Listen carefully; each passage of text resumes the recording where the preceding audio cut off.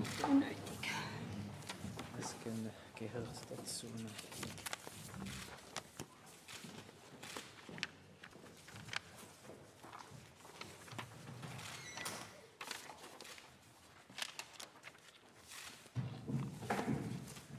Madame la Présidente, Monsieur le Conseiller fédéral, Mesdames et Messieurs, bonjour, bienvenue à cette conférence de presse. Nous allons traiter les 3 sujets qui étaient soumis au vote aujourd'hui. Dans l'ordre, nous prendrons les questions après chacun des sujets. Comme d'habitude, je vous donne pour commencer le résultat provisoire mais officiel de ces votations, avec d'abord l'arrêté fédéral sur la promotion de la formation musicale des jeunes, le contre-projet à l'initiative populaire jeunesse et musique. L'objet a été accepté par 1 551 918 votants et soit 72,7% des votants. Deuxième objet soumis au vote aujourd'hui, l'initiative populaire sécurité du logement à la retraite. 1 13 871 oui pour 1 125 355 non, soit 52,6% des personnes qui rejettent cet objet. Enfin, dernier objet, l'initiative populaire protection contre le tabagisme passif. Cet objet a été rejeté par 66% des votants, soit 741 227 oui, 1 437 607 non. Un petit mot sur le vote électronique encore avant de passer aux commentaires sur ces votations. 12 cantons ont participé aux essais de vote électronique. 20 776 personnes ont fait usage de ce mode de scrutin, soit une participation de 13,52% participation électronique. Le vote électronique a donc été bien utilisé. En effet, par exemple, à Fribourg, dans le groupe des personnes qui étaient autorisées à utiliser le vote électronique, 57,2% des personnes qui ont voté ont fait usage de ce mode de scrutin. Ça montre l'importance qu'acquiert ce mode de scrutin petit à petit. Voilà, nous allons passer aux objets du jour, aux commentaires du Conseil fédéral. Madame la présidente de la Confédération s'exprimera tout d'abord sur l'initiative populaire sécurité du logement à la retraite et ensuite Monsieur le conseiller fédéral Berset sur l'arrêté fédéral sur la promotion de la formation musicale des jeunes ainsi que sur l'initiative populaire protection contre le tabagisme passif. Madame la présidente, vous avez la parole. Ja, geschätzter Herr Kollege, geschätzter Herr Vizekanzler, liebe Medienschaffende, Volk und Stände haben heute Nein gesagt zur Initiative Sicheres Wohnen im Alter. Wir haben innerhalb von 6 Monaten 3-mal über Initiativen abgestimmt, die sich mit den steuerlichen Fragen im Zusammenhang mit Wohneigentum befasst haben, diese betroffen haben. Und ein 3. Mal jetzt ein Nein, ein knappes Nein, das muss man auch sagen. Und das deutet doch darauf hin, dass gewisse Fragen offen sind mit Bezug auf die Eigenmietwertbesteuerung. Die Abstimmungsvorlage, das möchte ich vielleicht vorausschicken, der Bundesrat ist zufrieden, dass sie abgelehnt wurde. Wir haben immer gesagt, dass sie eine steuerliche Sonderbehandlung bringen würde, die wir als nicht gerechtfertigt anschauen. Eine Sonderbehandlung, die eine fragwürdige Wahlmöglichkeit gebracht hätte und vor allem auch die in sich inkonsequent gewesen wäre. Vielleicht zu diesen Punkte noch ganz kurz. Wir haben das ja im Vorfeld dieser Abstimmung diverse Male versucht auch zu erläutern, zu diskutieren. Es hätte zu Ungleichheiten geführt, wie übrigens auch die Bausparinitiativen zwischen Mieterinnen und Eigentümern, aber hier dann speziell auch zwischen Wohneigentümern in verschiedenen Alterskategorien und auch zwischen Wohneigentümern, die ein Wohneigentum selbst bewohnt hätten, gegenüber solchen, die zwar Wohneigentum haben, dieses aber nicht aus irgendwelchen Gründen nicht selbst bewohnen können. Also hier hätte es eine wahrscheinlich 3-fache Ungleichbehandlung gegeben. Das ist uns sehr fragwürdig erschienen. Dann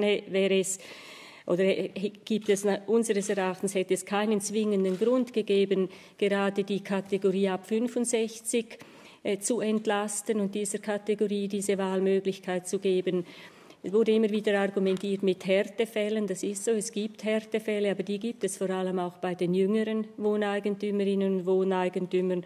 Und wenn man das von den finanziellen Möglichkeiten anschaut in den verschiedenen Altersgruppen, dann sieht man, dass gerade auch das Armutsrisiko in anderen Lebensstadien und in anderen Lebenskonstellationen höher ist als bei den Rentnerinnen und Rentnern.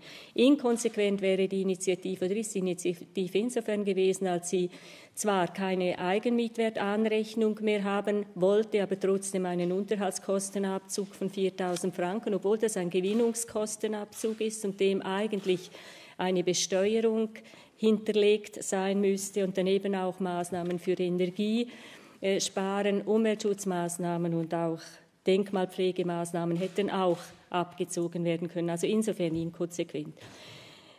Der Bundesrat hat immer signalisiert, dass er für einen Umbau der Wohneigentumsbesteuerung offen ist, dass er einen solchen durchaus sehen würde, sofern er denn ausgewogen ist und finanziell verkraftbar und sofern vor allem er auch konsequent umgesetzt würde und nicht zu Fragen führen würde mit Bezug auf die Gleichbehandlung. Also nicht dazu führen würde, dass es zu einer Ungleichbehandlung kommen würde, vor allem verschiedener Wohneigentümerinnen und Wohneigentümer. Mesdames et Messieurs, les électeurs ont confirmé aujourd'hui dans leur majorité que la valeur locative a sa raison d'être. Cela ne signifie pas pour autant que l'imposition de la valeur locative telle qu'elle est conçue aujourd'hui est gravée dans le marbre. Mais le vote exprimé aujourd'hui permet de tirer un enseignement important quant aux futures réformes. Il conviendra d'accorder une grande importance au principe de l'égalité de traitement dans le cadre d'un projet de réforme de l'imposition de la propriété du Logement. Und zum Schluss, ich gehe davon aus, dass es nicht das letzte Mal ist, dass wir über den Eigenmietwert diskutiert haben. Merci Madame la Présidente. Nous prenons tout de suite les questions sur ce thème et ensuite nous passerons aux autres thèmes. Qui souhaite poser une question sur ce thème? Pas de questions sur ce thème, donc je vous propose de passer directement aux deux objets suivants. Et Monsieur le Conseiller fédéral, vous avez la parole. Ja, sehr geehrte Frau Präsidentin, Herr Vizekanzler, meine Damen und Herren! Volk und Stände haben den Bundesbeschluss über die Jugendmusikförderung mit sehr großer Mehrheit angenommen. Und der Bundesrat begrüßt das klare Abstimmungsergebnis. Der Gegenentwurf zur zurückgezogenen Volksinitiative Jugend und Musik hat die Stimmbürgerinnen und Stimmbürger offensichtlich klar überzeugt. Sie wollen, dass die musikalische Bildung von Kindern und von Jugendlichen verbessert wird, und zwar im schulischen Bereich und auch im außerschulischen Bereich. Die deutliche Zustimmung bestätigt den hohen Stellenwert von Kultur und Musik in der Schweiz. Und ich glaube, dass dieses Abstimmungsresultat zeigt, dass der Bevölkerung die Chancengleichheit unserer Kinder und Jugendlichen am Herzen liegt. Künftig sollen in der ganzen Schweiz Kinder und Jugendliche aus finanzschwachen Familien die Möglichkeit haben, ein Instrument zu erlernen.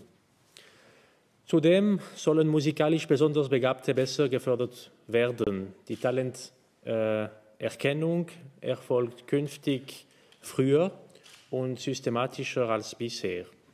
Und die Vereinbarkeit von Schule und Musik wird auch in diesem Zusammenhang verbessert. Damit soll es mehr jungen Musikerinnen und Musikern gelingen, sich bis auf ein professionnelles Niveau zu entwickeln. Mesdames et Messieurs, le nouvel article constitutionnel demande que la Confédération définisse des principes applicables à l'accès des jeunes à la pratique musicale et à l'encouragement des talents musicaux. Ces principes concernent l'encouragement de la musique hors de l'école. Par contre, la mise en œuvre du nouvel article constitutionnel dans le domaine scolaire, avec les questions d'harmonisation, et du ressort des cantons. J'aimerais d'ailleurs profiter de cette occasion pour remercier les cantons pour leur participation très constructive à la recherche d'une solution avec le contre-projet, et notamment remercier la conférence des directeurs de l'instruction publique et sa présidente Isabelle Chassot. Dès demain, je donnerai à l'Office fédéral de la culture le mandat de prendre en main la mise en œuvre du nouvel article constitutionnel dans le domaine extrascolaire. Et rapidement, l'Office fédéral de la culture devra mettre en place, dans les jours qui viennent, un groupe de travail qui réunira des représentants des cantons, des villes et des communes, ainsi que des membres du comité de l'initiative populaire qui a été retiré, l'initiative jeunesse et musique, et des représentants de certaines associations culturelles. Le mandat de ce groupe de travail, ce sera d'évaluer, d'examiner différentes variantes pour la mise en œuvre de l'article constitutionnel, et c'est sur la base de ce rapport que le Conseil fédéral et le Parlement pourront ensuite débattre et prendre les décisions relatives à l'application du nouvel article constitutionnel dans le domaine extrascolaire. Dans ses explications, dans la brochure explicative pour les votations, le Conseil fédéral indiquait que sans moyens supplémentaires, il ne sera guère possible de renforcer la formation musicale. Le résultat de la votation montre à l'évidence que les citoyennes et les citoyens veulent qu'à l'avenir, on puisse tenir compte aussi de ces réflexions dans le cadre de la formation musicale.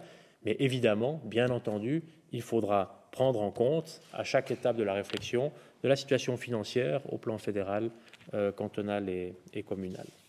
Voilà, pour terminer, je crois que ce nouvel article constitutionnel sur la promotion de la formation musicale vise à donner à tous les enfants la chance d'accéder à une formation musicale.